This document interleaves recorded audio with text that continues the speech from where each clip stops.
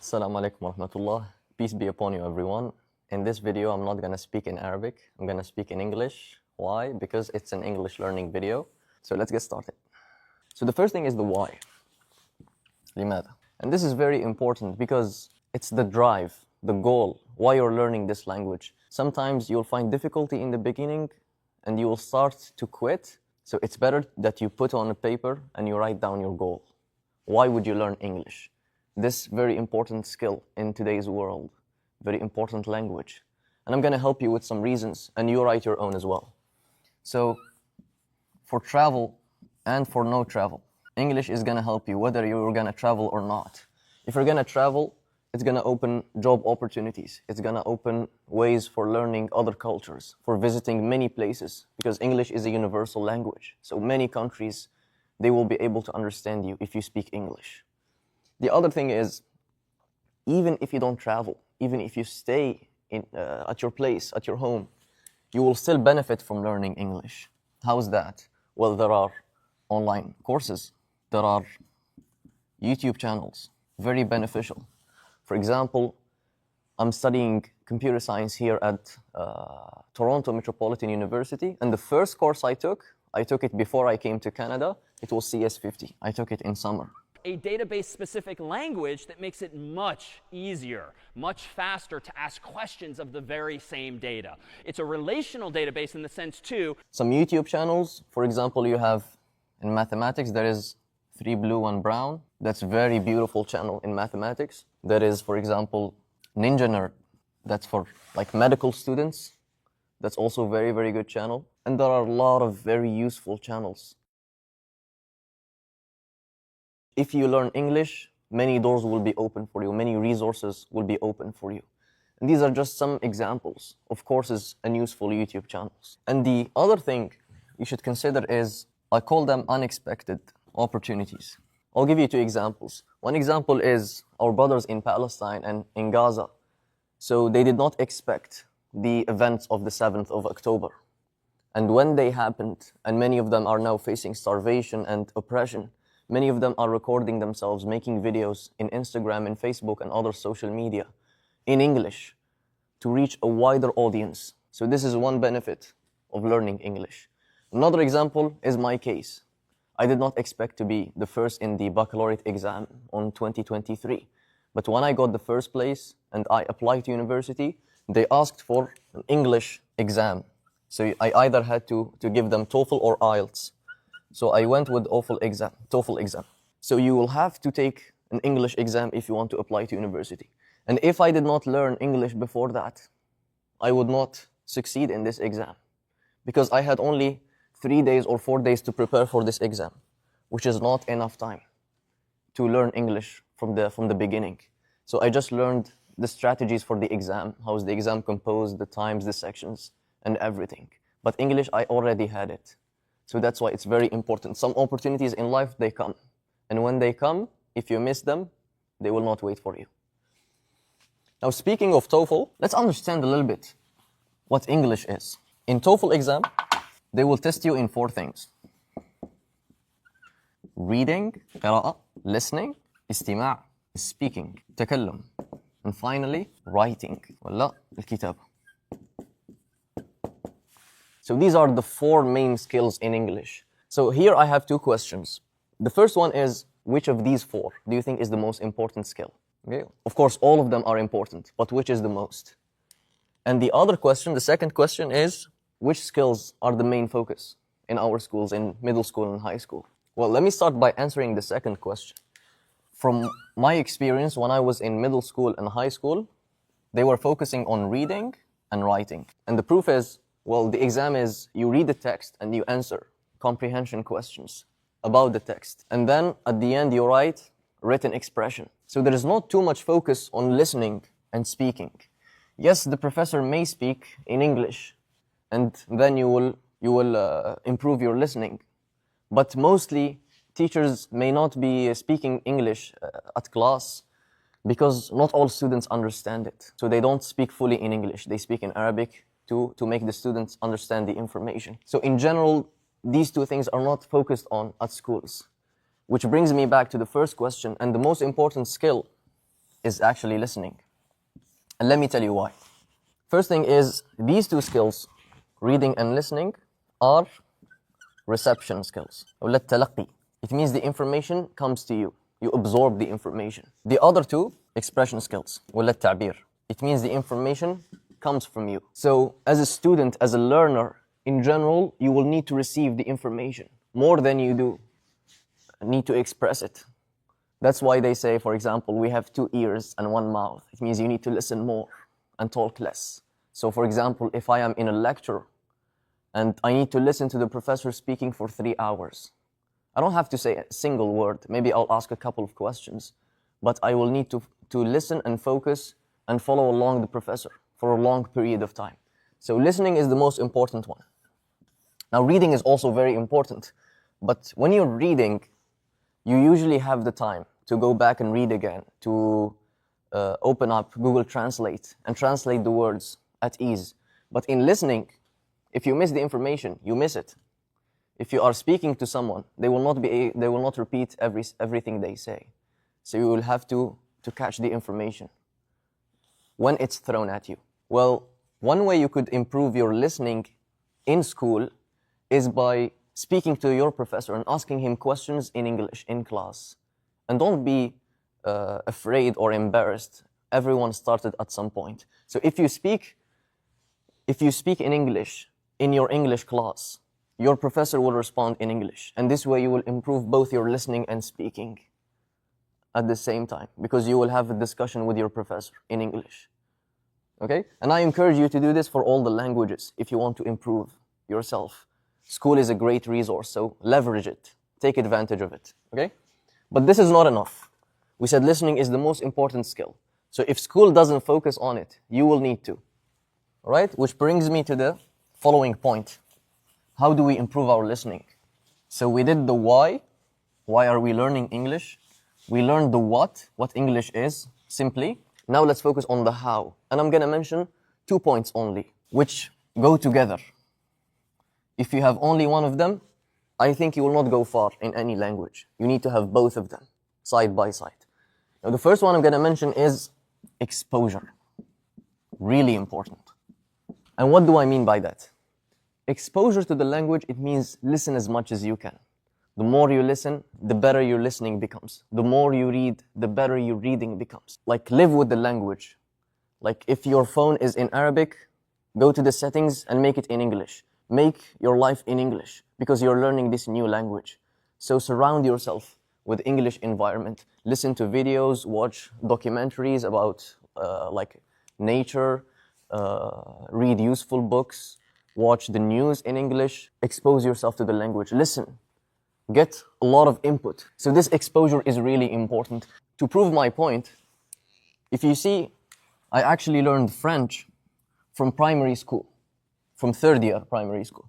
And I started learning English from middle school. So technically I should be better at French. But my level in French is nowhere near my level in English. My level in English is much, much better. And the reason is, for French, I was just learning it in school. I was not exposing myself to the language outside of school. English, however, I used to learn it in school, focus on it, but also outside of school. I would listen to videos. I remember since I was a kid, I would, for example, the PC crashes or something, I get a message in English, an error message. So I need to solve it, to debug it. I will look for videos. I will watch documentaries. I used to play games, single-player games. They give me a mission. They say, go this way, do this mission. Even though at the beginning, I was not understanding anything, but that's okay. If you don't understand the video you're watching, that's okay. Turn on subtitles, Arabic subtitles. And you listen and you're reading subtitles, that's okay. But just listen as much as you can. I feel that if I can continue to expose myself or expose these words to my brain in different ways, eventually I will learn them. Now the second point is, exposure by itself is not enough. It's not gonna build you systematically. It's not gonna give you the foundations. And this is where the second point comes in, which is commitment. Well, think of it as commitment is the building. You're building the foundation. This is where the school comes in, the institute, the course you're taking. So school, institute, course, YouTube channel, an app of learning English. So think of commitment as you're building your foundations and exposure as you are expanding your knowledge. That's why I told you these two things, they must be together if you want to learn the language. So you commit yourself. You learn in school. You learn the grammar, you learn the basics, because these experts, these English teachers and trainers, they know what to give you in the correct order. So they build you systematically.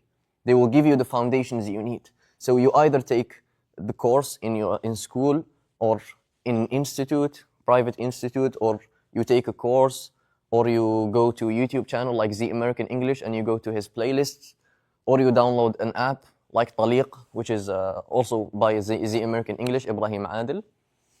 So these things, if you follow them and you commit to them, commitment, it means you do them repeatedly, they will give you the foundations. And you have your foundations and you're expanding at the same time. So these two walk together, as I said. Now I want to go back to where we started. Why learning English? By now, I expect that you have written the reasons why you're learning English. And each time you feel like you're starting to quit or give up, look back at them, especially if you're starting out. This why is very important, because only the beginning is hard. And let me share with you this information, the 20-80 rule. It's actually not a rule, it's just an observation. So what this observation tells us is that 20% of the content is 80% of importance. 20% of all the words and expressions is actually 80% of what you need. So if you just learn those 20%, just starting out, it's going to be difficult. But once you reach that point, you learn that 20%, you will be able to learn the other 80% with ease. So never quit, continue learning, and it's going to be like a journey. It may take months, years. Just enjoy the process and always commit yourself. Commitment and exposure, always. Okay, assalamu alaikum. Here are my friends, Quraishi, Omar, and Omar Amin.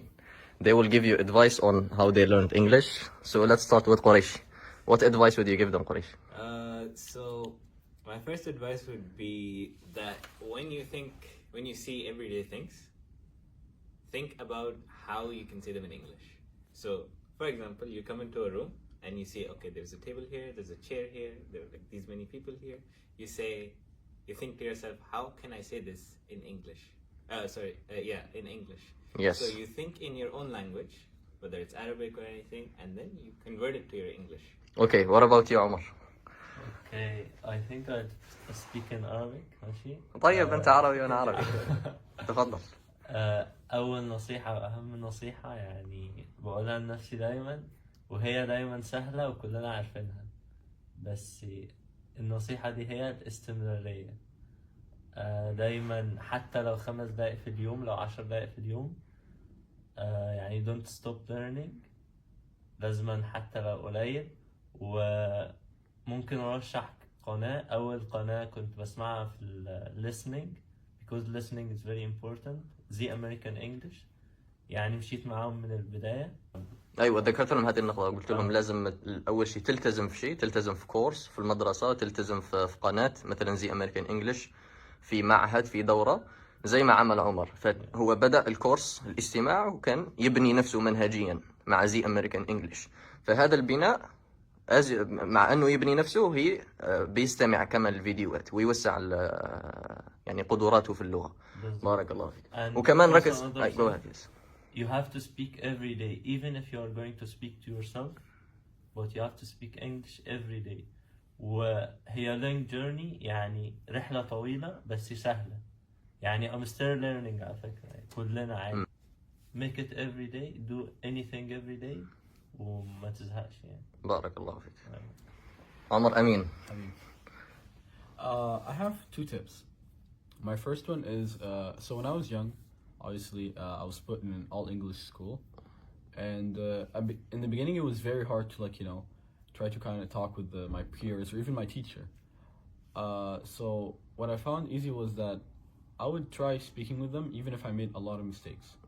Alhamdulillah, it was a very supportive environment, which helped me, learn from every mistake I made. My teachers would correct me, in the way I pronounce things, or if I like how I form my sentences. But even if the environment is not supportive, even if some people make fun, the students should not be embarrassed, Oh, or 100%. because everyone starts at some point. So even if everyone like makes fun, eventually or later on, you will learn the language and they will stay where they are. So, like, don't care about what people say. Always learn. Everyone started from the beginning. Go ahead, yes. Yeah, 100%. Yeah, no, don't be embarrassed at all to try to speak. Even if there's like a sentence that you've never said, or in a way that because you're trying to pronounce it in a way a native person would say it. Don't be embarrassed at all. It's quite the opposite. It's people think that's very courageous of you. My second tip would be read more books, even if they're like elementary books, or like books from like young adults. Try reading them, and every single time you come like you read a word that you've never heard before or you've never seen before, search it up right then and there, write it on a post-it note, and put it beside that word in the book. I think for this advice, it's very important that they choose a book which matches their level. Because if you choose a book which has maybe 10 words which you don't know in a single page, then you will just be looking for every word. Yeah. And you will just lose the experience of reading the actual book and the content. Yeah, Omar wants to talk about. Let me come here. Go ahead, what's the point? Okay, when you're learning a new vocab, like if you want to know the meaning of a new word, don't translate it into Arabic. اوعى تترجمها للعربي. أيوة بالعربي. You just have to search for it and type meaning next to it on Google, and then try to know its meaning in English. If you find a word which you don't understand, you look for it in Google. For example, I didn't understand the meaning of tremendous. So I will say tremendous meaning in Google. And they will give me the definition. I will read the definition and try to understand. If I still don't understand, I will look in images. If you go the upper bar, you will see images in Google. So you will see some images and you will get a better idea of the word. And there is also a website called youglish.com. I will put the link in the description. When you put a word in this website, it will give you native speakers pronouncing this word. So you will listen to it and expose yourself to that word. As they generate tremendous quantities of energy. The more effort you spend looking for the meaning of a word, the more likely that word is going to be stuck in your head and you'll learn it better. So this is a very important point, which is to learn English by thinking in English. طيب كنت راح انهي المقطع بس عمر قال لي لازم اقول شيء اختم به. ايش هو عمر؟ والله العظيم اهم حاجة، يعني كل التخطيط ده وكل الحاجات دي اصلا ممكن في الاخر ما تنجحش ولا تعمل اي حاجة، بس اهم حاجة هي اللي انت تدعي ربنا. يعني مش لازم ندعي ربنا عشان الجنة او النار او مش عارف ايه، لا عادي، ممكن من اصغر حاجة لحياتك او اصغر حاجة في حياتك تدعي بيها ربنا عادي جدا. صح. فلو عملت كده وخدت بالاسباب انت 100% ربنا. فالدعاء طول طريق. بالظبط. وما توفيقي الا بالله. عليه توكلت واليه انيب. بارك الله فيكم. يلا.